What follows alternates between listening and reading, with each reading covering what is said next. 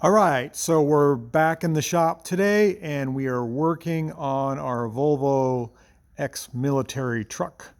This is the Swedish version of a Humvee. And what are we doing? We're doing brakes on this thing, and we've been doing brakes on this truck for some time. It's quite possibly the most difficult brake job I've done in a while. And oh, look, there's my dog out there. She just heard me talking to the camera and she's gonna slink off and probably take a nap in the shade. So where were we? Yes, we're doing brakes on this Volvo C303 and it's just really complicated. Let me show you what's going on here. So we've got portal hubs.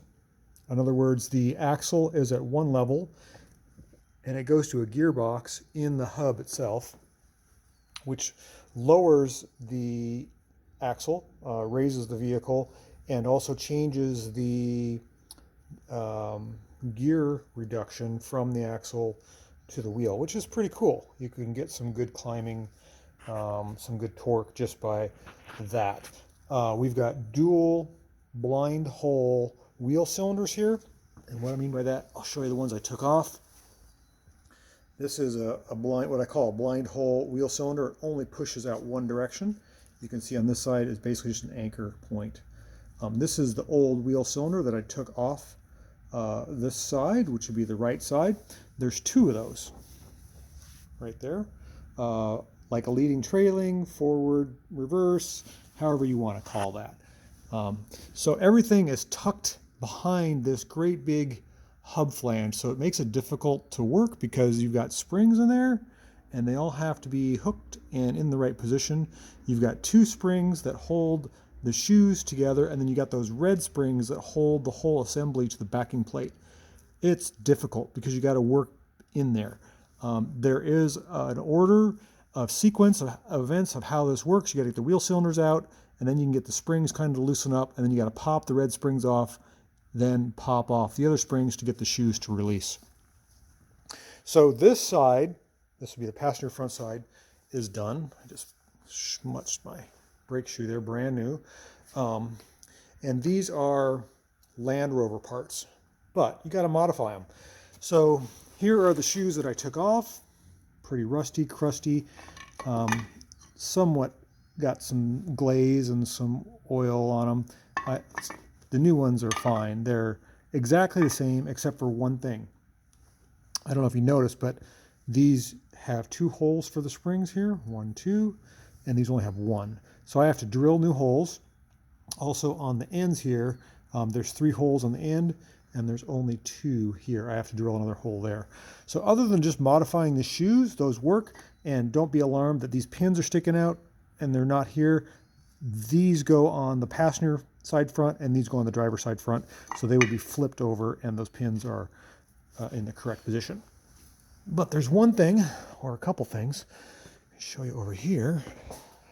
I've got this side disassembled, taking it apart. So we've got our adjusters here. These are our shoe adjusters, which are adjusted from the back. Kind of cool. They're manually adjustable. This is not self-adjusting. And one of the wheel cylinders on this side, if you look, I think it's this one. Yeah, look at that. That tab is completely broken off. So I don't know who the last guy was. That's been on like that for a long time. I'm glad that we're replacing this wheel cylinder with a new one, so we have a good perch there for the bolt. But all these wheel cylinders are in pretty bad shape. They're all leaking behind the seals. And it's time, but this is taking a tremendous amount of time to clean up in here, put on all the parts in the right position, making sure everything is good. And also, you'll notice I'm clamping off the brake lines. That is a big no-no, but we're replacing these hoses. So don't yell at me for clamping the brake lines. I know, we're going to replace those. They're split and kinked and not good. So I'm going to have those custom made. So I'm almost, well, I don't want to say I'm almost done with the front, but I'm getting pretty close to cleaning or having the fronts done. Then I got to work on the rears. And of course I got to bleed and have those hoses made up and anything else that comes along. This is a lot of work. It's not a typical brake job. It's heavy duty. It's very precise, and you got to work within the confines of that little area there. But when we're done, this guy's going to have great brakes, and he's going to be very happy.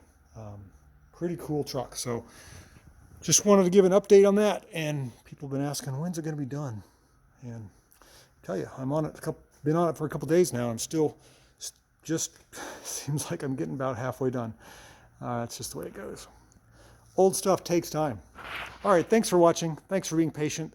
Thanks for supporting my channel, and I'll tap into a new video here as soon as I get a little further along on our C303 1975 Volvo military troop carrier. Thanks. See you later.